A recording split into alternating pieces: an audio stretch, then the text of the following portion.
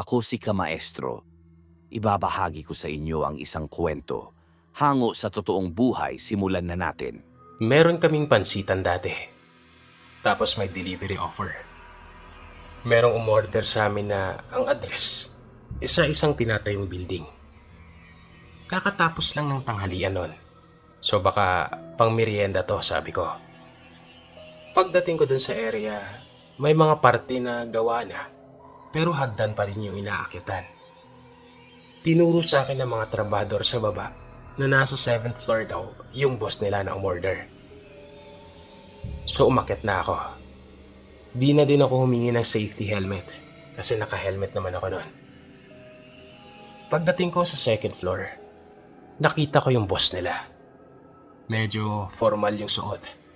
Boss na boss talaga tingnan. Nakatayo siya mga ilang hakbang ang layo sa hagdan. Humarap siya sa akin. Then tinuro niya yung mesa. So ako naman, lumapit doon tapos nilapag yung pansit. Hindi ito nagsasalita. Nakatitig lang siya doon sa pader na katapat ng parang foundation ng building. Ako naman, inip na inip. Iniisip ko noon, baka lang may sinusukat.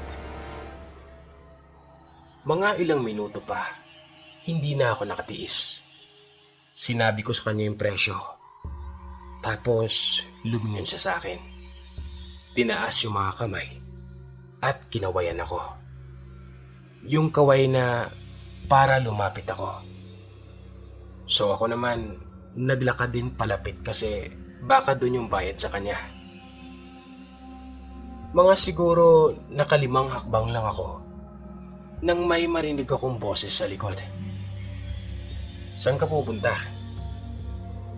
Paglingon ko, nakita ko yung boss nila. Nasa likod ko.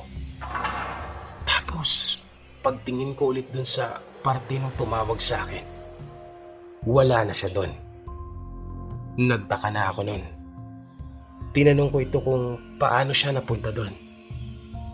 Kanina lang nandun siya sa harap ko. Parehas na parehas sila ng damit. Hindi ako pwedeng magkamali. Nagkibit balikat lang siya. Ang sunod na sinabi niya, nagpatayo ng mga balahibo ko sa katawan. Imposible daw na magkatao doon sa tinuturo ko. Tapos tinuro niya yung apakan ko banda. Nandilat ako. Mga ilang hakbang na lang kasi. Wala nang sahig sa parte na yon. Hindi ko na maalala kung anong tawag nila sa space na yon na walang sahig. Pero takot na takot ako ng mga oras na yon.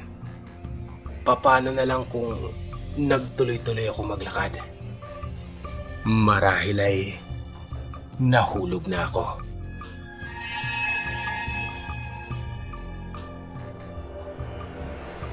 Marami sa atin ang gustong makaranas ng astral projection. Pero ang kwento kong ito ay isang aral na kung hindi ka handa sa mga bagay-bagay, ay huwag mo nang subukan. Hindi na ako magdidetalye kung paano ito nagsimula. Basta ang alam ko, gustong-gusto kong subukan to matapos kong mapanood ang isang horror movie tungkol dito. Na siguro naman, marami nang nakapanood sa inyo. Ilang beses ko din itong prinaktis, lalo na sa mga panahon na pagod ako at puyat. Habang nag-focus ako, lalo akong na-frustrate kasi hindi ko magawa. Kahit ilang beses kong sinusunod yung ritual kung paano ito gawin. Hanggang sa isang araw, kung kailan nakalimutan ko saglit yung ritual, may mga nangyaring hindi ko inaasahan. Galing ako sa panggabing shift nun. Ewan ko ba, sobrang pagod yung pakiramdam ko. So tinanggal ko lang yung uniforme ko, tapos humiga na. Naalala ko, nakadapa pa ako nun na itinumba sa kama ang katawan ko. Mga ilang minuto pa, nagising ako bigla.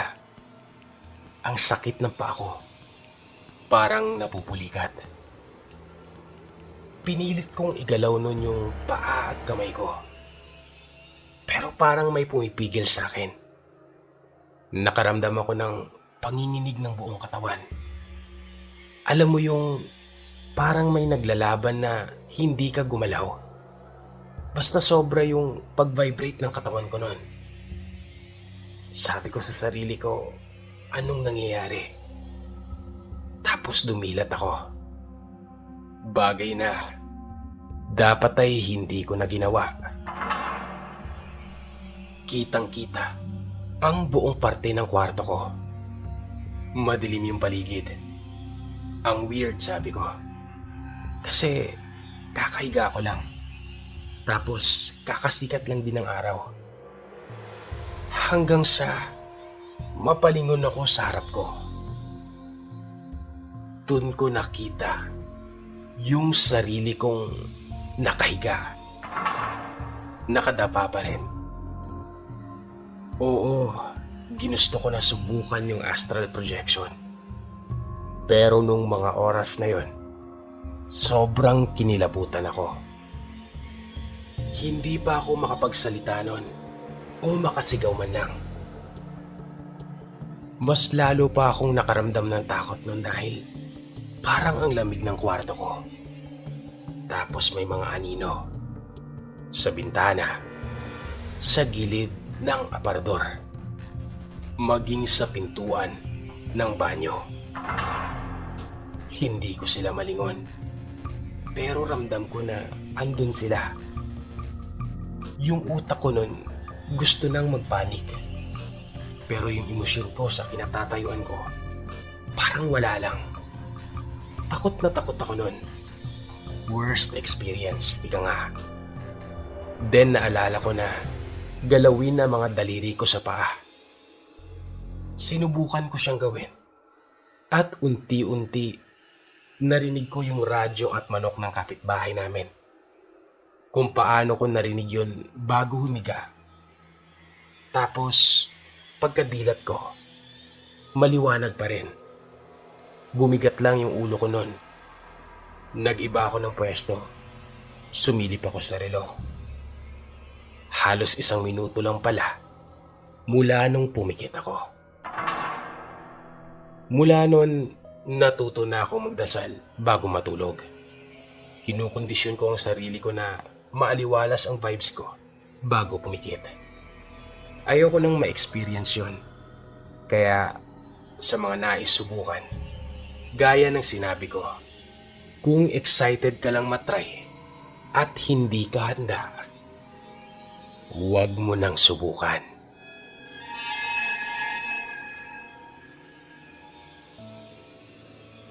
Ito yung tuwing Mayo, lagi naming napag-uusapan ng mga kaibigan ko.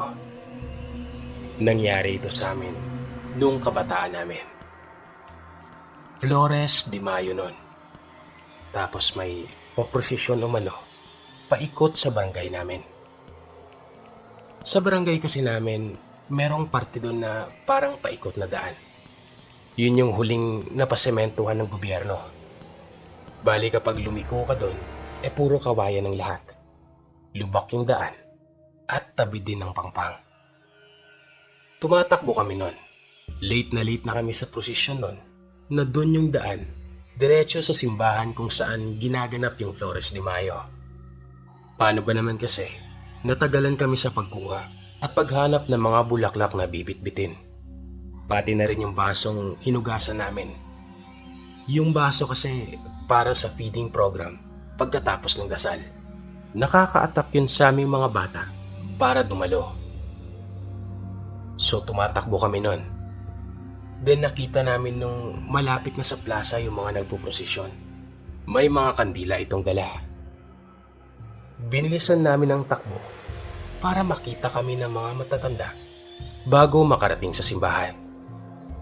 Baka kasi isipin pumunta lang kami para sa pagkain.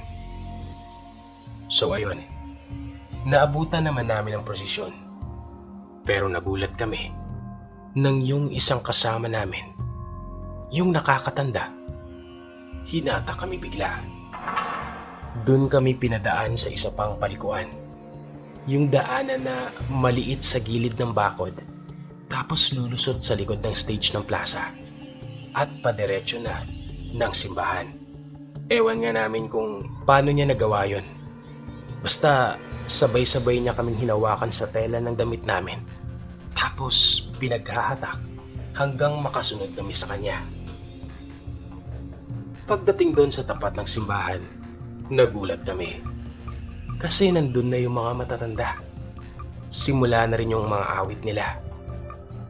Umupo na lamang kami sa likod at nakisabay. Medyo nalito pa kami.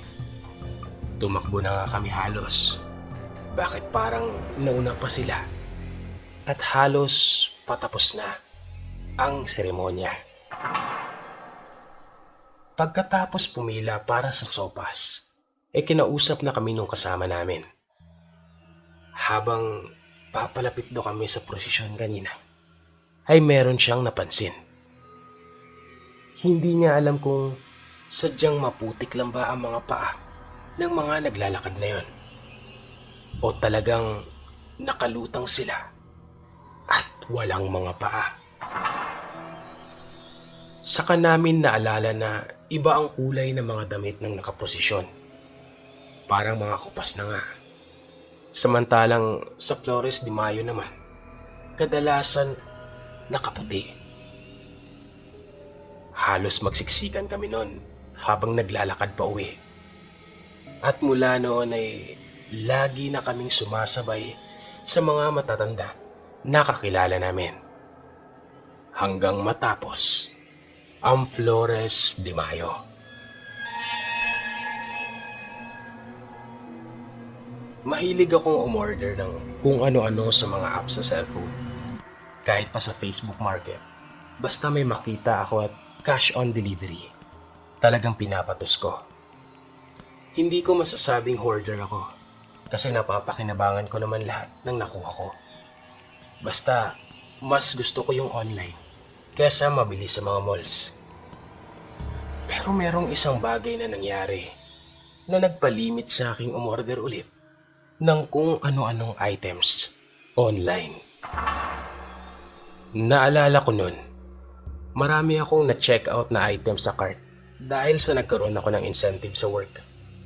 Kaya lahat ng naka-add to cart ko, bili agad. Kaya hindi na ako nagtaka ng halos isang linggo akong mayroong mga delivered items sa bahay. Asar na nga si mama nun eh. Nagising ako nun sa isang tawag. As in naalimpungatan ako. Pagkasagot ko, ang sabi niya, "Ma'am, nandito na po yung delivery niyo." Nandilat ako nun bigla. Sabi ko, hindi ako prepared. Pero expected din according dun sa mga orders ko sa app. Tinanong ko kung asan siya. Sabi niya, nasa kabilang street lang daw, sa tapat ng gate. Nagtali lang ako ng buhok nun, then dumiretso na sa labas. Yung bahay namin nun, pagkabukas mo ng screen door, merong hagdanan pababa ng gate. So kitang-kita ko ang labas. Napatigil ako. Andun nga siya, sa kabilang kanto. Nakatingin. May dala na box. Tinaas niya yung kamay niya at kumaway. Hindi ako gumalaw. Tapos, kumaway pa ulit siya. Then tumawag. "Ma'am, dito po, kumakaway," sabi niya sa call namin. Nag-atubili man akong sumagot. Tinanong ko na lang siya, "Ano po yung delivery niyo?" Tapos, parang lumabo na lang bigla yung boses niya. Kitang-kita rin ng dalawang mata ko kung paano siya biglang nawala dun sa kinatatayuan niya.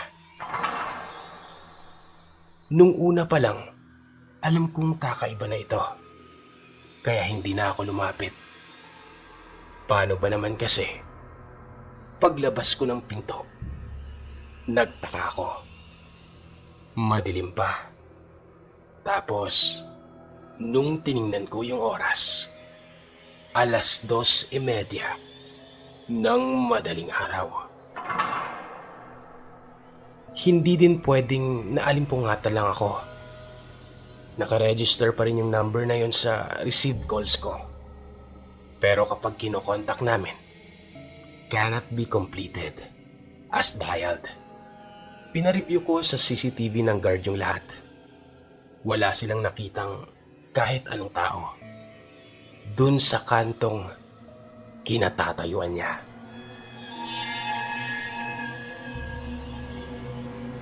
Nasa barko kami nun, pauwi ng Cagayan de Oro mula sa maiksing bakasyon sa Bohol. Nasa 5 o 6 na taong gulang ako nito. So ito nga, habang umaandar yung barko ay aliw na aliw ako sa kakatingin sa dagat. Medyo madilim. Hindi ko lang sigurado kung gabi o madaling araw na nun. Pero masaya akong nakatingin sa mga malalayong ilaw ng mga kabayan. Tapos, habang nagmamasid ako, parang nag-iba ang tubig. Biglang umalon na parang lumalalim, parang high tide, ganon. Naririnig ko pa nun yung sabi ng isang pasahero na bandang Siquijor na daw kami.